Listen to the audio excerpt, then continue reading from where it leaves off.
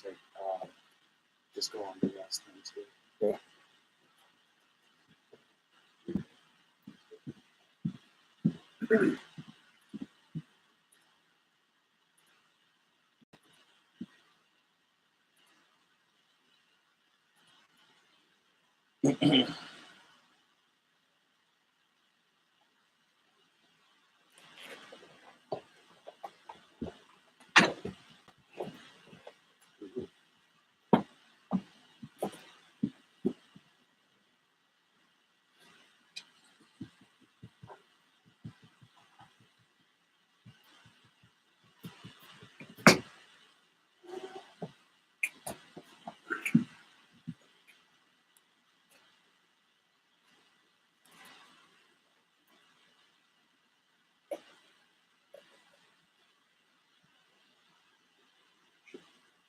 Yeah.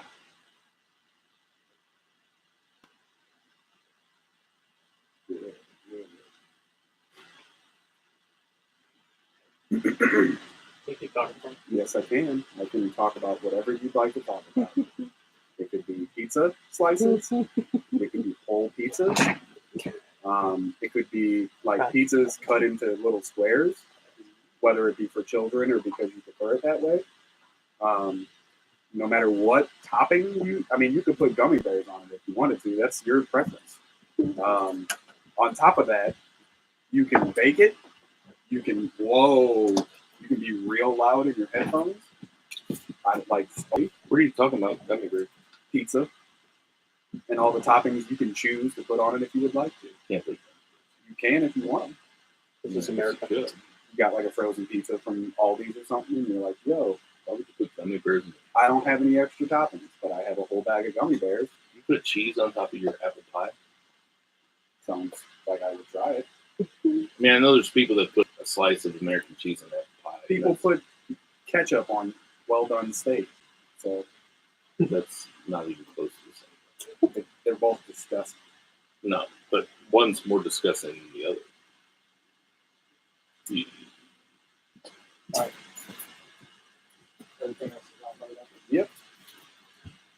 Give me 2 seconds while I put. I know you need for me to grace us with my black ass. Oh, oh shit. Man, I'm in this nigga's spot, man. See? Two Bear doesn't know how good he has it. That's the best spot. Dude, I love this spot, man. Me too. I mean, this really changes everything about what I really like about the studio, because this gives me a totally different perspective on shit. You know what I'm saying? Oh, yeah. I mean, it's a nice. Yeah, rotation. I mean, don't get me wrong. I like my spot because it's my spot, but my spot is back facing the door. Right. You can't have that. I'm here now. So I get it. No, I got you back. Don't worry about it. But no, I like this spot. This is the shit. All right, we're ready. Yeah, let's do it.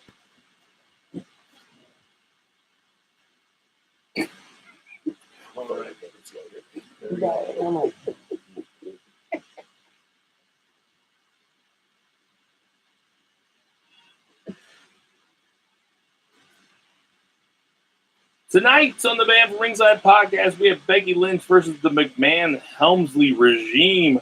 The Retro Boys, Jeff Jarrett, and the Road Dogg, Jesse James versus Elias. Velveteen Dream challenging Johnny Gargano for his North American Championship. That and a whole bunch more tonight on the BFR Ringside Podcast. Didn't take me 7 times that time. No, one shot, baby. That was sweet. Ditch at 9 to 5. It's time to feel alive. Hello, Marks, and welcome to the BFR Ringside Podcast. As always, I am your host, Bill Vagey, a.k.a. Indiana Jones and Alaska Fave. And to my right, not as always, Two Beer Zach Coleman is not here tonight. He's a little under the weather. But we have JCB sitting to my right. What's going on, JCB? Allow us to pull down the good book of the Band from Ringside Podcast, Volume 94, Chapter 3. Verse 14, and the good smart say it, hashtag Who the Heels. It is all good, baby. Shout out to my girl Becky Balboa, who is live in the studio with us. You'll be joining us for the week. Yeah, she is the real deal Holyfield. There's plenty of cameras to prove it. Love you, babe. Shout out to Two Beer. Get well. kind of a weird kind of week. Not much to talk about, but we kind of put some stuff together. We're going to make it happen this week. And to his right, we have Murray, the Murray Man Murray. What's going on, Murray Man Murray? I'm doing great as usual. Hey, what? Make sure to go on ProWrestlingTees.com and check out our shirts. Hell yeah. Put us over on. We've got 3 shirts. There you go. Put us on social media. Put us over. Okay. Well, on Twitter, Periscope, and Instagram at BFR Pod. YouTube is live right now. That's Fan from Ringside on YouTube. Also Facebook and Friends from BFR. It's so much fun. See, ladies and gentlemen, there's really no excuse for not joining us on a week-to-week basis. Even if you don't listen, you can watch and look at how sexy Murray Man looks with his new hair. Murray Man, show the people some new hair. Actually, no, let him do it. You said it was nice. It. You don't say nothing. Yeah, I was going to say. You and the man was sitting over here 2 minutes ago. See, my hair is over as fuck. I put guys over, not on the air. On the air, I make fun of them. Guys, that's good radio. I wouldn't offend this man. Ladies, he's out there waiting for you, okay? I am. Orange hair. Well, we are coming at you from the exquisite Shock City Studios in St. Louis, Missouri. We got Andrew Bushway turn the knob for us. He's our favorite engineer at Shock City. Fuck Sam. In the house? Fuck Sam. Fuck Rich Harris. Man, all those guys, they're not as cool as Andrew Bushway. He is the man. Woo. Is there something else I was forgetting, Murray? I don't think, did you say the YouTube channel? I said the YouTube channel. All right, cool. Before we get into all the stuff that happened in the week, we got to talk about that Day One-ish sponsor, that Soul Taco. They got 2 food trucks driving on St. Louis, Missouri area. They got a place in the Del Mar Loop, Chesterville, Missouri, Columbia, Missouri, 2 places in Chicago. One of them's in River North, the other one in Hyde Park. Go get yourself some Soul Taco. If you guys like that exquisite, delicious Mexican Korean fusion food, they got those tacos, those burritos, that spicy pork shit, all that steak. Oh my God, the waffle fried goji bowls, the pot stickers. Go get yourself some Soul Taco. Tell them the band from Inside sent you. Tell them they're a friend of the show. They're a sponsor of the show. They've been there for lunch today. You guys went to Soul Taco? Of course we did. Did you not give me a burrito? I'm sorry. Did you invite me to our second sponsor? Oh, that second sponsor is JJ Twigs. I was there last week before. I go there all the time. And for the record, we saw each other at that same Super Bowl party. Yeah. We sat next to each other at the Super Bowl party. Thanks for the early invite, by the way. I went and got some JJ Twigs pizza. It's the best St. Louis pizza going around, guys. They have their own menu that's separate from other JJ Twigs. Each place is a franchise. JJ Twigs in Southampton, I've been to a bunch of them. This one is the best. I recommend the Super Mario or the Ciao Bella. The Ciao Bella, I know, I seem like a meat eater. The Ciao Bella is a vegetarian one, but I'm telling you, it's fire. It's garlic and artichoke hearts and all that good stuff. So go get yourself some JJ Twigs in Southampton. And without further ado, let's get to our 3 count. What you got, JCB? Starting at the top, the man makes more news. Becky Lynch getting invited to Monday Night Raw. Surprisingly so, considering that she tapped out to Asuka, which conveniently has disappeared in 2 weeks, but that's another story for another time. Confronted by Triple H this time around after laying out Stephanie a week ago. Now Triple H. Well, that was on SmackDown. That's right. I did that shit. Damn.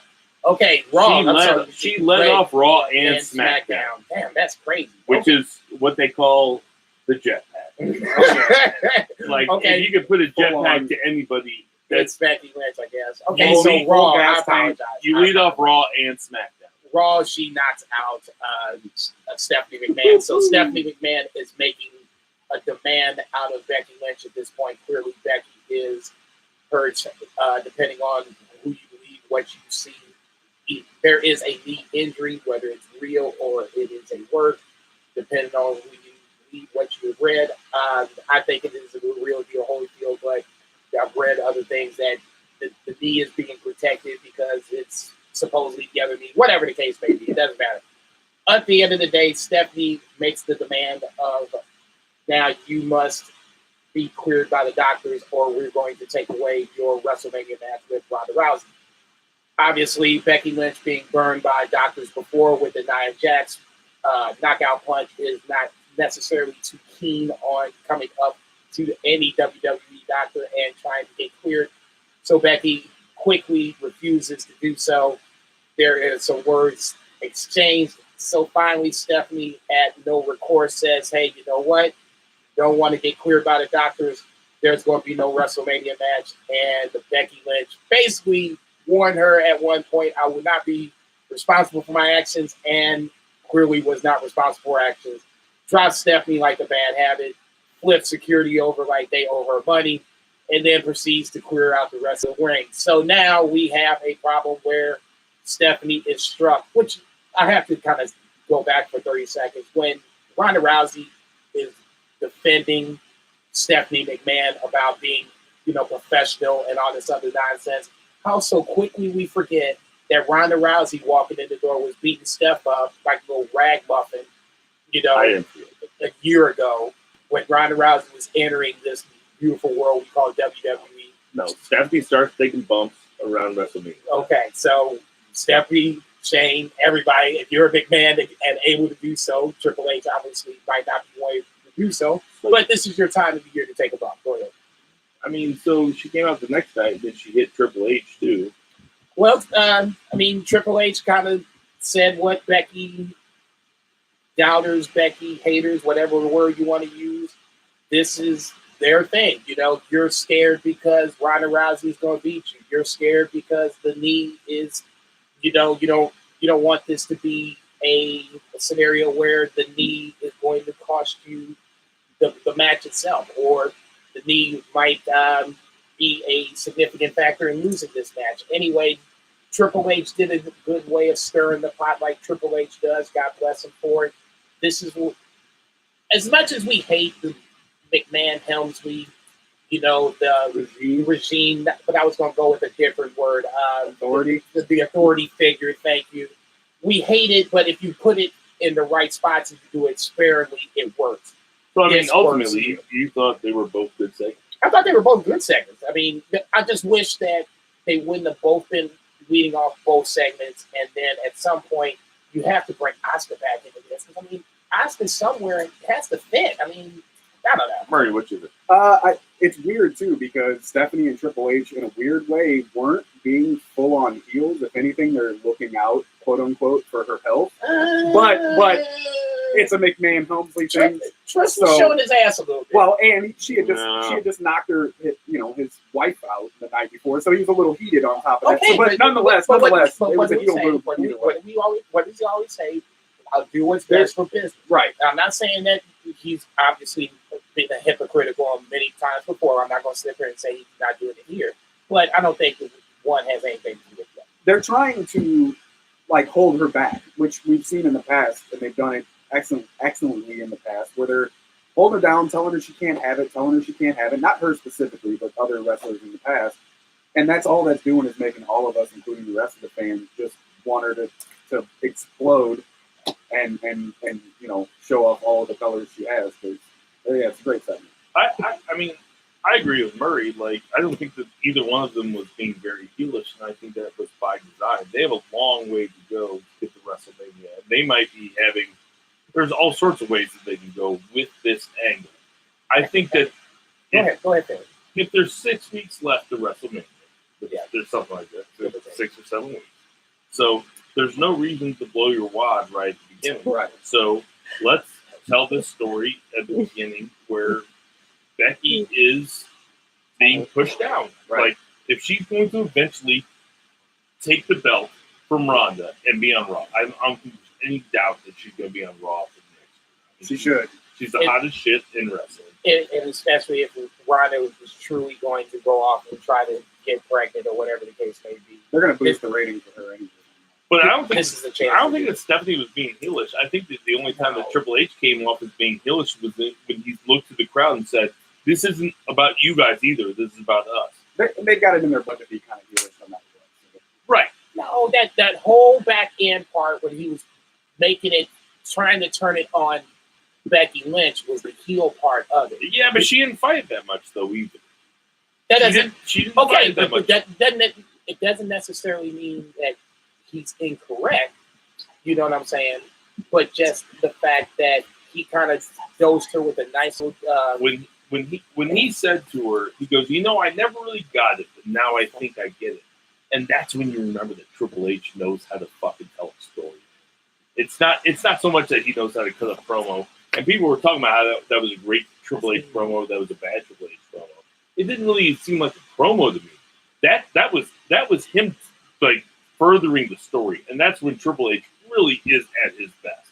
So everybody that's out there that fucking hates Triple H and hates WWE and all this stuff, that's how you get somebody over so that they get to the top of the world. Look where the story is right now. Like, I mean, granted, Becky Lynch is a magnet for anything amazing in WWE right now, but if both of those storylines are intriguing enough that we're talking about it as, the first segment of this tonight. So, well, it's a pretty big deal when Becky opens up Raw and SmackDown. Exactly. Like, that's pretty rare. That's a Stone Cold thing again. Okay, it's a Stone Cold thing again. Exactly. It's taking over. And that's what I don't like about it. I'm all about it. I'm all about it. Come on, because they're not doing a carbon copy Stone Cold. It's not a carbon copy. It's true. It's wrestling, so they always kind of have to recycle some things from time to time. But you also have to remember, like, if they're recycling something from 22 years ago, maybe everybody watching doesn't remember it. Well, and the teenagers that are into it. Maybe it's just something that's tried and true, and maybe the 15-year-olds that watch it don't. Maybe they weren't. They've only 22 years old when they watched it the first time. They watched it on the network. They watched it on the network, and they didn't actually see. Maybe they did. Maybe so. Okay. They bought his T-shirt. Okay, then I guess this is why we're going to have the triple threat match. Because I hope it's not a triple threat match, but you'd see. First of all, the leg thing is a woman. Yeah, it has to be. She's not. No, I mean, which leg is it?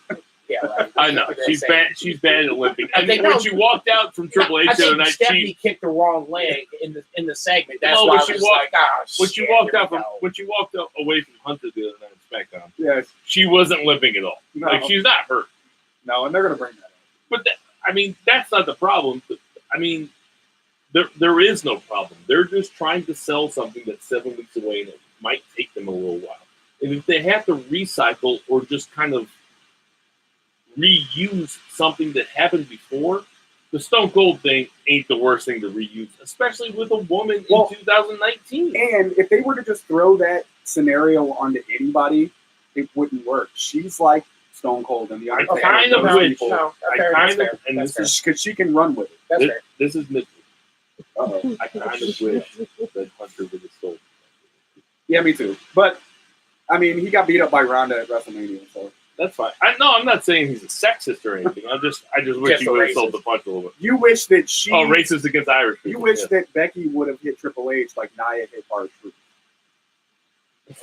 So that's a real thing, huh? Like, she actually... I don't know. It's according to Twitter and the internet, it's a real thing. It depends. That's real enough for me, bro. There we go. But then Nia had the picture with her and R-Truth after the fact, hugging it out. Of course they did. Okay, so that's what I'm saying. Look, it's her truth. That is a Pornhub thumbnail I would not click on. Somewhere in the middle. That's all I would say. I would click on it. Yeah, because I want to know. I'm not saying, I'm sorry, I'm just nosy like that. Bottom line, is it going to be Becky versus Rousey, or is it going to be Becky versus Rousey versus Charlotte? Unfortunately, if you had to put your money right now, let's all throw down a dollar. Right I'll put down triple threat. You think it's there? I don't. It does not need to be a triple threat. I agree. I don't think it should be, but I'm not completely against it because I love all three. I'll take a one-on-one because I think what they're going to is that it's going to be Charlotte versus Becky in one of the run-up pay-per-views. So we're doing a Daniel Bryan angle. Yes. Yeah. See, never mind. That's going to be a whole other tangent. I ain't going to show my ass because my baby. And that's going to bring us to our 2 counts. What you got, Murray, man? Well, for the first time in 20 years in the WWE, Double J Jeff Jarrett No, this is big news. made his in-ring debut for the first time in 20 years. This is big news. They came out doing the "Where's My Baby Tonight" or whatever the song was. Road Dogg made an appearance for the first time since Raw 25 or whatever it was. Like the week before. As the roadie. So anyways, they go in, they're doing their song, and they get interrupted, of course, by Elias, who now all of a sudden is heel again. You know, He's the modern day Big Show. yeah, they're just flipping him left and right.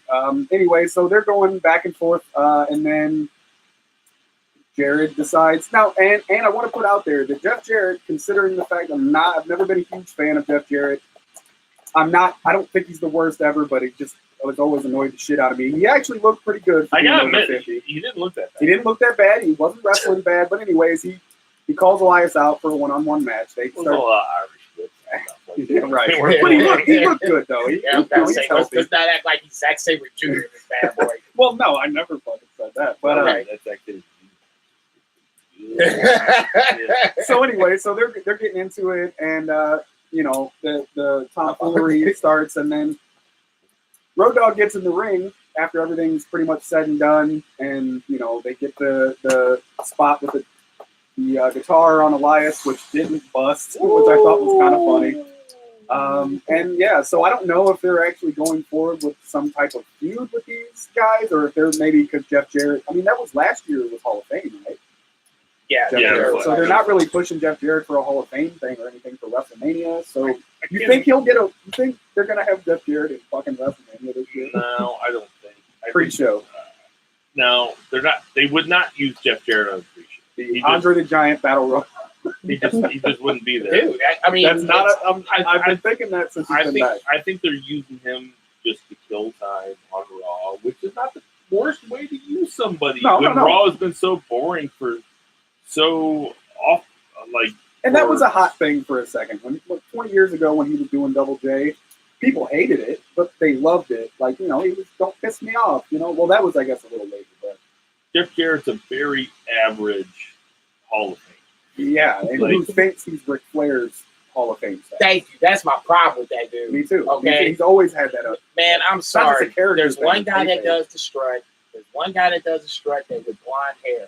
And as much as you might want to be Ric Flair, use the figure four as a finisher, guess who you ain't, player? Yeah, no, you ain't Ric Flair. Not never. As much as you want to be on your worst given day coming from TNA or wherever the fuck you come from, GFW, get the fuck out of here, man. Fuck Jeff Jarrett. I'm sorry. That dude annoys the dog fuck out of me. Man. I'm not the fact that you have Elias that literally 2 months ago we were sitting here saying how Elias was getting ready to break out and be that guy. All you had to do was put him in a spot and he was going to be the next big babyface. And now we got him fucking feuding with Road Dogg and Jeff. Get because of the guitar. Out of here, dude. Because of the guitar. Okay. That's the only reason they're putting those guys together. So let me get this straight. Yes, I do. I always do. Go ahead, man. Go ahead. Let's get it over with. Elias. I know, man, dog. Are you kidding me? And there's the cherry. That's the cherry on top of this motherfucker. The guy that you just got finished shitting on a week ago went over Queen the week. Me? No, I'm talking about WWE. Oh, okay. He shitted on him the week before. I mean, then the week after he goes over Queen. Man, get this 50-50 bullshit out of here. There shouldn't, if you're going to do it, then just have Elias go over Queen all the fucking time. It's Jeff Jarrett. I know he's a fucking Hall of Famer, but why is he out there now at this point? Is to get the next guy over. Outside of that, you can do your cheap ones on the Kurt Angle. They did this week. The week before they didn't. No, you should do it every fucking time. You want to waste my time and put this shit up for 5, 10, 15 minutes, that's your business, but then do it the right fucking way. Having a serious conversation, not Elias, though. I don't think there's any I'm pretty serious. there's any indication to me that Elias is going to have a good 2020 though either, because there's been no indication that Elias is actually going to get a push in 2020 where he gets the U.S. or he gets it. I mean, Elias going his ceiling is a mid-card title. I to me his ceiling's not a mid-card title. I think that Vince's ceiling right now he is. Yeah, I think if he went to SmackDown, he could get the US or something. Yeah, that's what I'm saying. He is the US / Intercontinental I'll tell you what, champion. That match he had this week. And this has always been my. Theory going to contention. No, not that. He's always winded. Who? Oh, Elias. Yeah. Yeah. He got winded after fighting Jeff Jarrett. Or not Jeff Jarrett. He got winded this week fighting Billy Joel and Kid Rock. Was that the match that was this week? No. Fighting them old dudes, you're gonna get winded. Dude's 29 years old. He's a rock star. God damn it. Do some cardio, bro. These cardios all in his wrist and his fingers. He's getting better at that. Outside of that, he's a bad guy. I was about to say. No, he's not. I play guitar also. His guitar is always out of tune.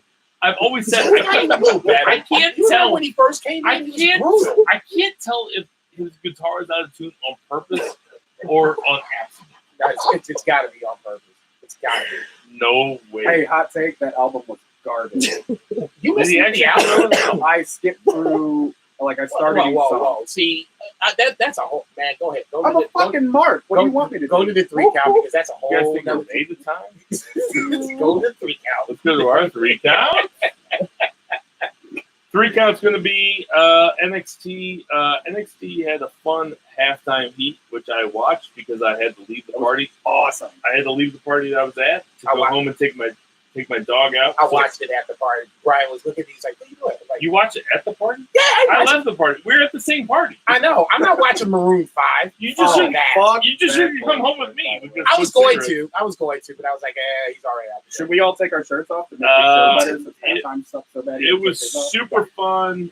And NXT this week, Gargano and Ciampa were out.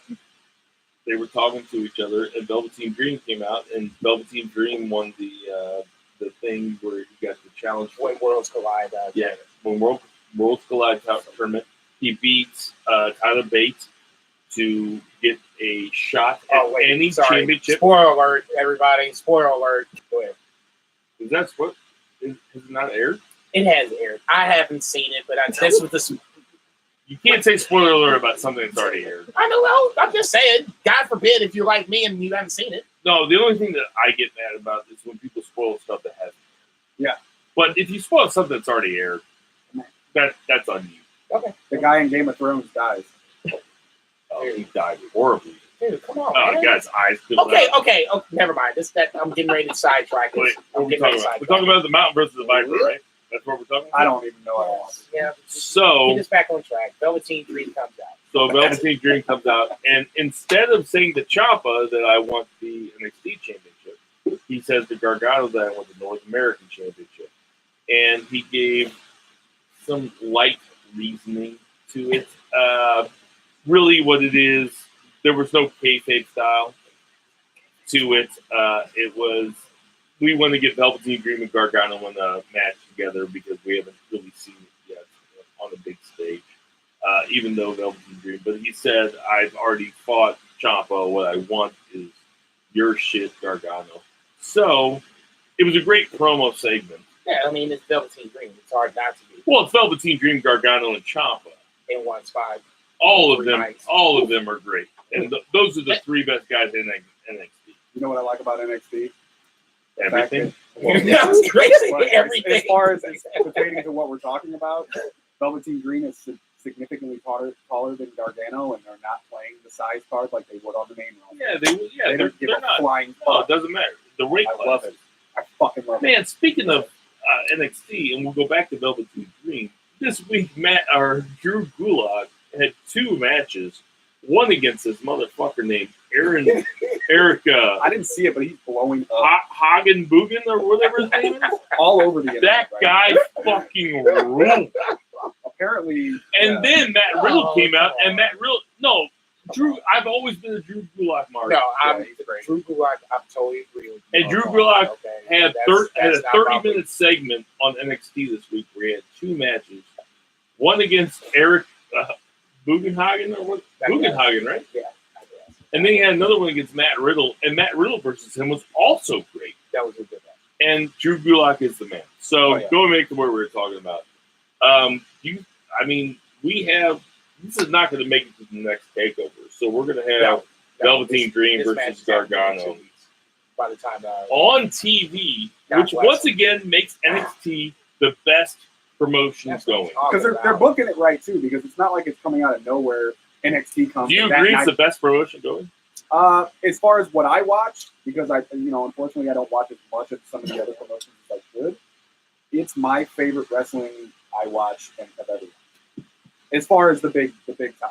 All right, so let's talk to Jason, who watches everything. It kind of touched on this last week too a little bit. Everything. Yeah.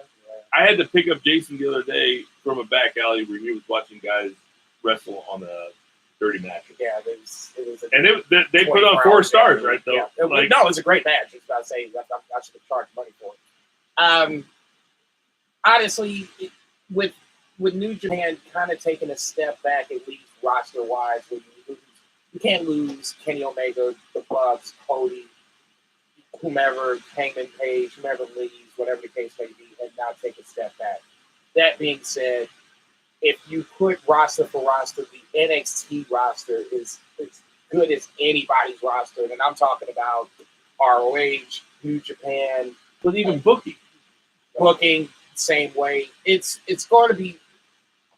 I'm interested to see how New Japan books the rest of the year because there's a lot of things they're getting ready to do, especially with Naito trying to be, a double champion or whatever the case may be. But as it stands right now, it's hard for me to make a case against NXT being the number one quote-unquote brand.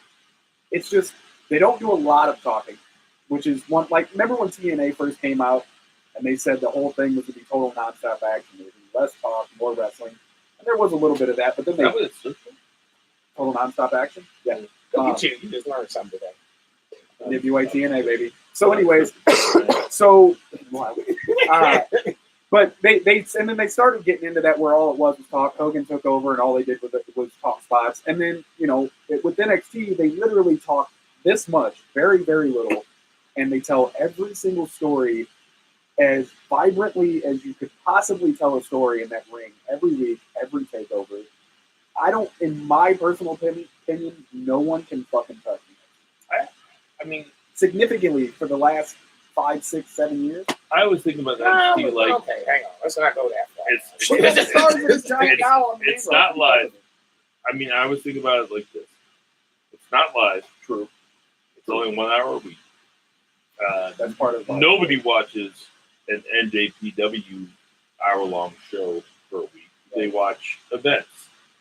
So, if you only got to watch Seth Rollins wrestle a couple middle matches per year and then 5 huge matches a year, wouldn't you think the same way about Seth Rollins as you do about Tommaso Ciampa?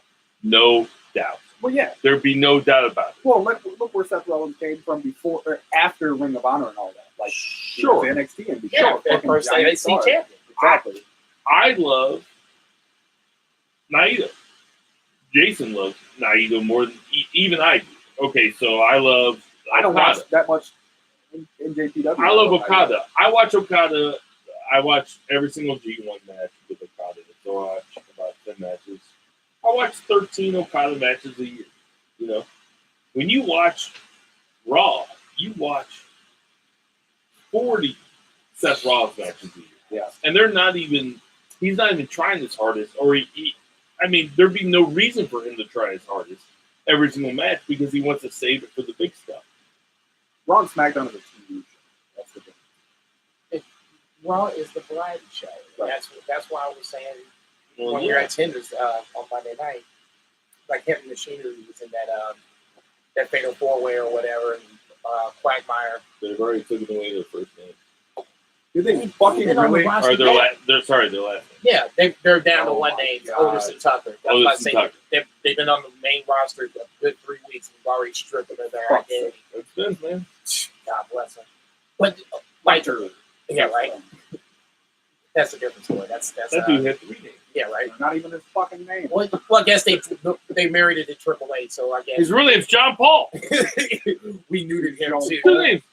Heavy Machinery is the type of team that makes sense on Raw because they're like a comedy variety tag team. They're a great wrestling team. Yeah, they're not like the Usos morphed into a great wrestling team that now can do well in the mic. Tucker's got Marty Jannetty written all over. Otis is the star? Yeah, Otis is going to be around, man. He'll be around for a long time. Unfortunately, because okay, wait. Just because he's having sex with Mandy Rose, does not make him Otis? a star? Yeah. What? That's real? You guys didn't know that? Dude, fuck this. You guys are asleep at the wheel. Yes, Otis is dating Mandy Rose. Did he just leave? Yeah, he's done. All right. That'll do it for our 3 counts. I love breaking hearts. Tell us about F&B. F&B Eatery on 3453 Southampton, part of our Southampton Mountain. This week, they let out their Black Bean Burger recipe on Facebook. Okay, see, there you go. I didn't even realize that there was such a thing. Too, there was a Black Bean Burger. Alas, ladies and gentlemen, there is. I shared it on Facebook. You can follow them on Facebook. They're on Facebook, Twitter, Instagram. Like we are, like you are as well. So follow them on Facebook, follow them on all the social media. Come see me. Come see my boy Mike at 3453 Southampton F&B Eatery. Tell him Jason. That's not right here, buddy. Give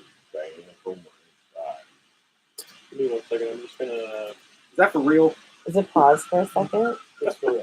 Can I switch seats? Yeah, Is it right there? Yeah. I feel so high up right here. And I've been drinking a little too much wine. I'm afraid I'm going to fall over. Yeah, baby. Mm-hmm. Nice one's got the mood easy. What? We're live, everybody. Wow. I'll say, Andrew, get away from my woman over there. All right, we're all set. Okay, so you want to see Jason get mad at me some more? Yeah. Good Brothers fought Nakamura and Rusev earlier on SmackDown, and I saw Jason tweet that, hey, if both these guys need wins, both these guys need wins. The Good Brothers don't need wins; they are enhancement talent. Dude, okay, seriously. Okay, then It here's sucks, the problem. but it's the truth. Okay, but then here's the problem. Then let's not act like they're important. Every time I look up, you Who throw acts like they're important? Nobody in WWE acts like they're important. They need. Okay, I guess this is the poor choice of words. This is what I was meant to say. It's the Samoa Joe problem because my image of Samoa Joe, what I want him to be, is what is different than what Vince wants him to be. I want the Good Brothers to be a part of this tag team cornerstone with the Usos, New Day, The Bar, the Good Brothers. That should be your foundation of tag team wrestling. Clearly, Vince doesn't give a shit about that. So now you put, in usual Vince dumbass fashion, Rusev and Nakamura, the two guys that quote-unquote have nothing else to do. See, I hate that bullshit. Everybody has something to do. You just got to fucking figure it out. You fucking writers that get paid fucking 6 figures. No, that's bullshit. That's lazy ass shit. I just wish. And now you slap them together. Man, call I them, just want Anderson. call them the access powers. You know, make it like World War I, since Vince likes to do stupid shit like that. Call them some shit like that. Bulgaria was not in World War I. Just because you know everything in Jeopardy doesn't mean you gotta show your ass over here. You know what the fuck I'm talking about. They put these two jokers together like they did fucking Cesaro and Sheamus and hope for Lightning in the Bottle Part 2. That shit don't always work. Well, that won't work. Cesaro and Sheamus work. They have worked real well. I before E except after C. Name a bunch. There's plenty. Do you think Ryder and Hawkins is going to work? Hell no. You know that shit ain't gonna work. I'd answer that right now. You should say. I watch a dude that collects action figures trash Zack Ryder like you wouldn't believe on Twitter about how he knows nothing about fucking action figures. You sound like the bad guy in True Detective. It was the funniest fucking shit I ever saw. In what? True Detective. Well, so you guys probably think. What do you think about EC3 going over Dean Ambrose clean? I'm into it. Honestly, look, and I don't know if I've made this super apparent, but I'm not a giant EC3 fan. I want to see him turn into something I can get behind, but I just can't do it, even when he was in Impact. But with Dean Ambrose, whether it's a worker or not, leaving, fuck it, start Kurt Angling the shit out of these guys and get guys over. I agree. I don't think Dean Ambrose would really have a problem with that either. Like if Dean Ambrose is like, hey, I'm going on the greener pastures, I'm going to put these guys over. Right. So of course he's going to put over Seth Rollins last week with the huge curb stop, and he takes the curb stop like he just got shot. So the Rock all over. And then he's gonna go out to EC3 clean, which is what he should be doing. They're gonna try to turn EC3 into a giant star eventually.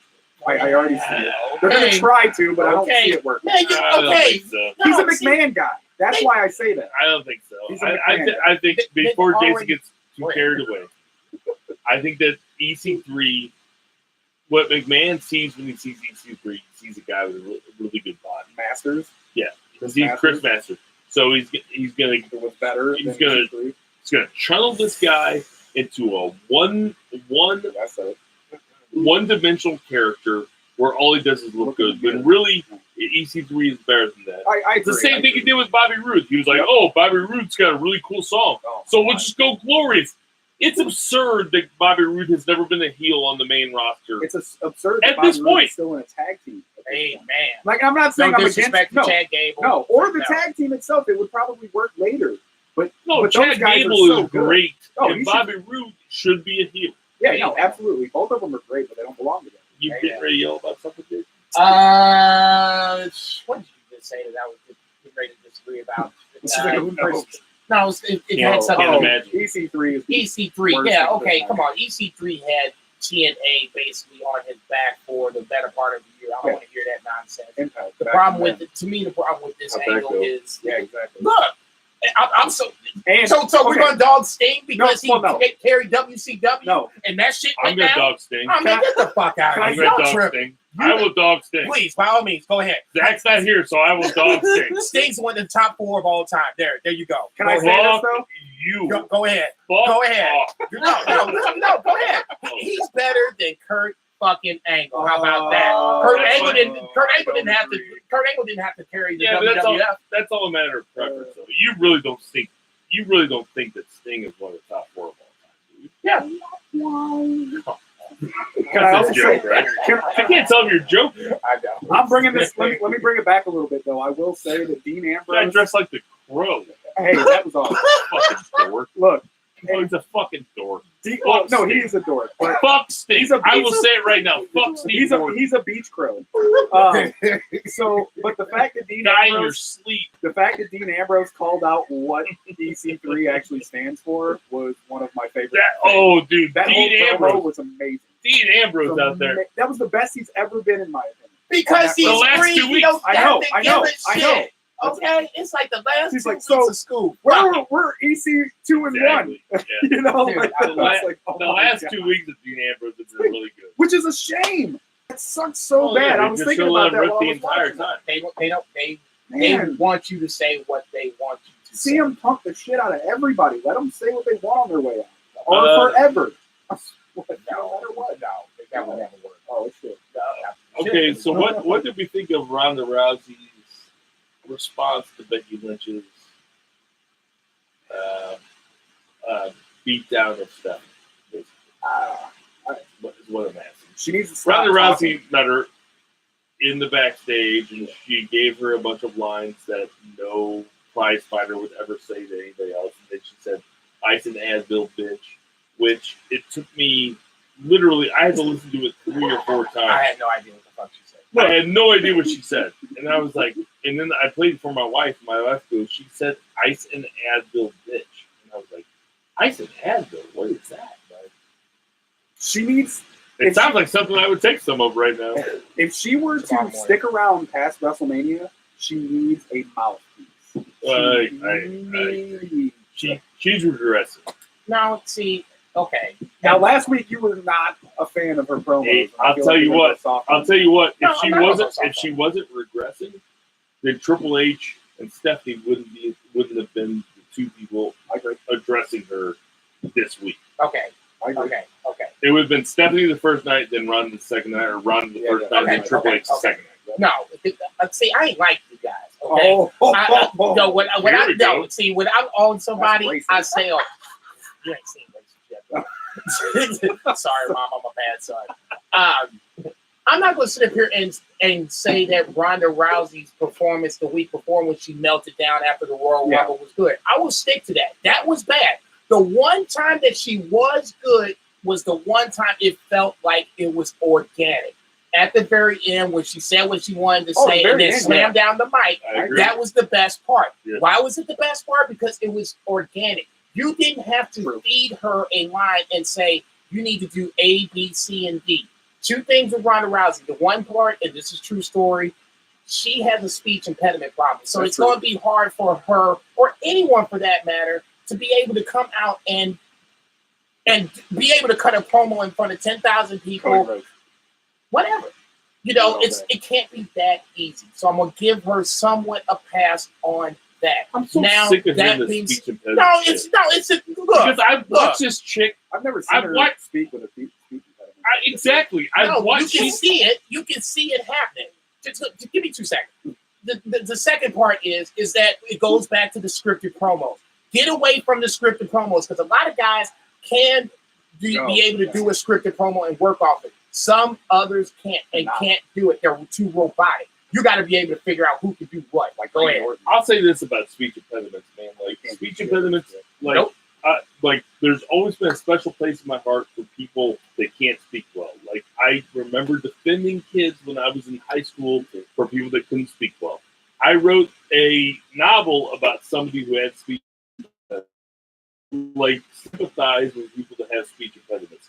Ronda Rousey has never. I've watched her interviewed 50 times. She's never shown a speech impediment to me before. And the only time anybody's ever brought up to me that she has a speech impediment is when she cuts bad promos. Do you not think that that's when it kicks in the most? I'm sure it does, but we don't see it or hear it. No, but I think you did. It's just it wasn't like she was stuttering. It's anxiety. No, it's anxiety. She started feeling bad. I want to see one of you two jokers go in the night after WrestleMania in New York and open up the fucking show. Open up Raw and don't stutter. Don't do shit. Make it all fucking perfect. It took you 7 times to get through the fucking Eric Bischoff fucking take. That's because I'm drunk. 6. Right here, Andrew. Oh, man. All right, we got some birthdays to get to.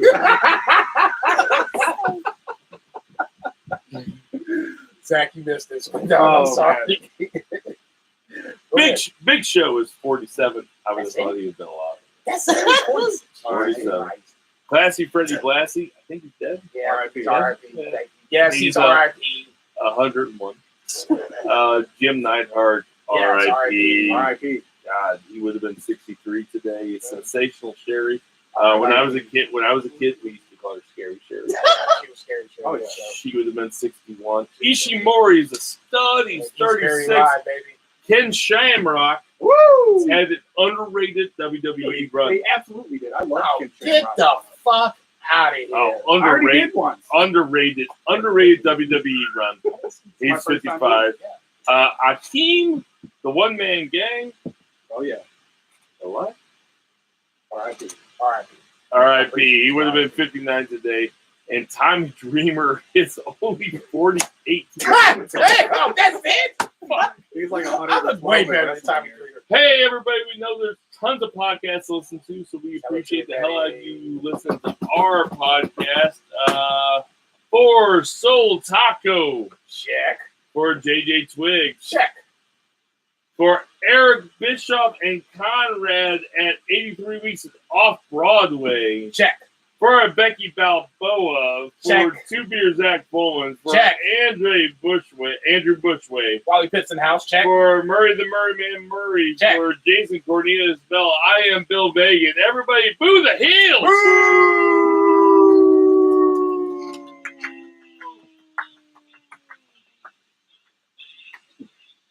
like to boom clap at the same That was time. 'cause I'm amazing. repping my- You guys are hilarious. Still funny. Still funny. Sorry, I threw my hat. Hey, everybody, welcome to the podcast listener. Right? Yeah. Oh my god.